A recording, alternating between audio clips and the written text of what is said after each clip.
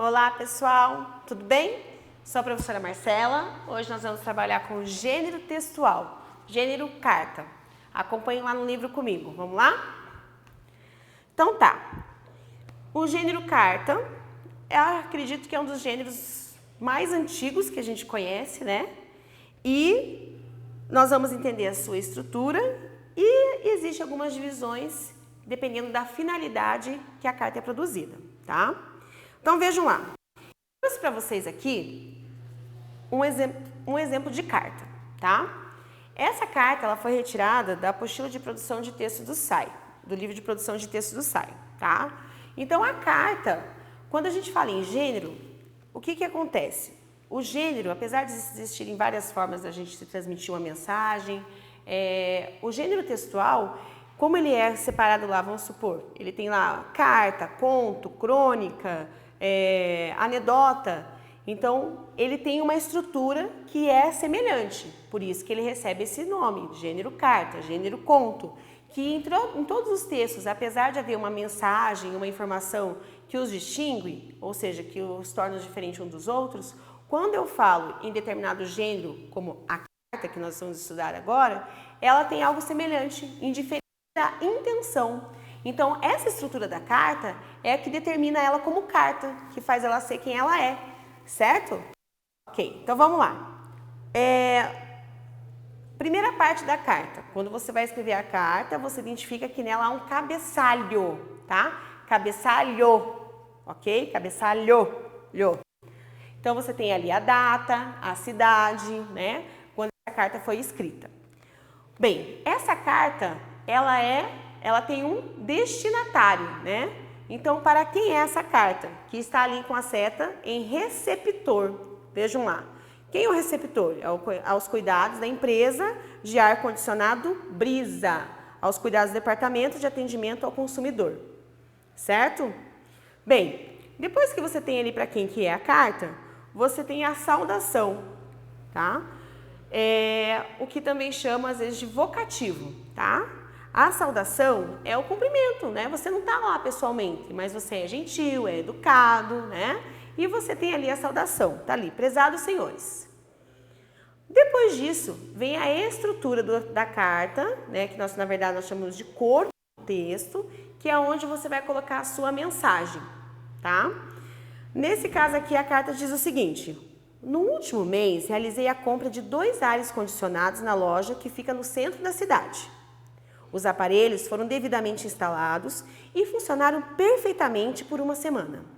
Contudo, na semana passada, um deles apresentou defeito. Está apenas ventilando e não resfriando o ar. Peço que a troca seja realizada o mais rápido possível, pois os aparelhos foram instalados em minha pousada, que precisa estar em perfeitas condições para atender os meus hóspedes. Então, aqui nós temos a mensagem dessa carta, que fica no corpo do texto. Embaixo vem o contato e o que nós chamamos de despedida. Então, quem escreveu essa carta, quem é o remetente da carta, é o André Flores. Agora, vamos pensar o seguinte: se o André estivesse escrevendo aqui, ele tá pedindo, né, o cuidado de uma empresa, e ele está pedindo que o ar-condicionado da sua pousada seja trocado porque não está funcionando. E se ele estivesse contando isso para um parente? Por exemplo, querida prima Elisa. Ele ia contar assim: você não acredita no que aconteceu, né? Eu comprei o ar-condicionado, instalaram, e assim que foram embora, quebrou, os clientes estão insatisfeitos. Seria uma outra linguagem, né? Seria uma outra forma de você abordar o mesmo assunto, mas há uma proximidade com o interlocutor, certo? O destinatário da carta é alguém próximo do remetente, que é aquele que escreve. Então, nós teríamos uma carta ainda? Sim, nós teríamos uma carta. Só que eu teria aqui, neste caso aqui, eu tenho uma carta argumentativa, que é o que está lá no livro de vocês, né? E teria também, com esse outro exemplo que eu dei para a prima Elisa, uma carta pessoal, né? Que muda a forma como você se comunica com o seu interlocutor. Pensando aqui nessa carta, eu trouxe para vocês aqui algumas questões para a gente entender como é bastante claro essa estrutura do gênero carta, tá? Por exemplo, Qual é o objetivo dessa carta? A carta está fazendo o quê? Ela está elogiando o ar-condicionado? Dizendo que precisa de mais? Né? Que ela quer comprar mais? Não.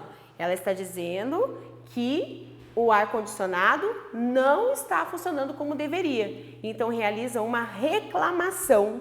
Qual o objetivo da carta? Reclamar. Tranquilo? Né? Vocês podem anotar lá essa pergunta porque faz parte da estrutura da carta. Toda carta ela tem um objetivo, ela tem um propósito. Não é só essa carta que a professora trouxe para vocês, tá bom? Vamos lá. Outra pergunta que me direciona. Qual foi a reclamação apresentada pelo remetente? Então, ele relata que há o quê? Um problema com um produto que ele comprou, certo? Então, é isso que ele está relatando. Ele está contando à empresa que o produto que ele adquiriu desta empresa apresentou defeito. Uma carta bem escrita garante um bom entendimento, ok? Então, assim, se fosse uma carta pessoal, o que eu poderia dizer? O que ele está contando para a prima Elisa?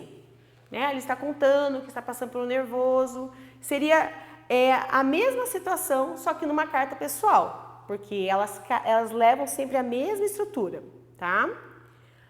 Aí lá, a quem a carta é destinada? Quem é o destinatário da minha carta? Quem eu quero que receba, que vai poder me auxiliar? A empresa de ar-condicionado Brisa. É eles que vão solucionar o problema, tá? Eles que são os responsáveis para solucionar isso que o rapaz aqui, esqueci o nome dele, qual é o nome dele? O André Flores, está vivendo, tá? Então, perceba o seguinte, aqui eu tenho uma estrutura da carta argumentativa, tá? A carta argumentativa, como está aqui, ó, coloquei para vocês, está em negrito.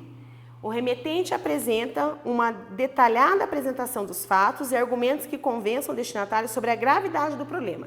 Então, argumentar é o quê? Argumentar é você apresentar fatos que convençam o seu interlocutor daquilo que você acredita. Então, ele teve que colocar ali os argumentos, né, o porquê dele estar enviando a carta, para convencer a empresa de que ele precisa dessa assistência, certo? Se fosse uma carta pessoal, ele não precisaria estar comprovando nada. Ele iria estar só comentando. Ele iria estar contando para a prima, para a mãe, para a avó. É diferente a intenção da carta. Por isso que quando a gente trabalha com carta hoje, que ela não é tão usada mais, porque hoje a gente usa o quê? O e-mail, as mensagens instantâneas, o WhatsApp, né? Tanto que a gente tem aí uma nova linguagem, internetês, que a gente faz essa comunicação. Como a gente já viu a questão da linguagem mista, não verbal, que a gente faz uso através da mensagem instantânea. A carta, ela é algo mais tradicional, mas ela ainda existe. Tenho certeza que vocês ainda recebem carta na casa de vocês. E ela tem que seguir essa estrutura.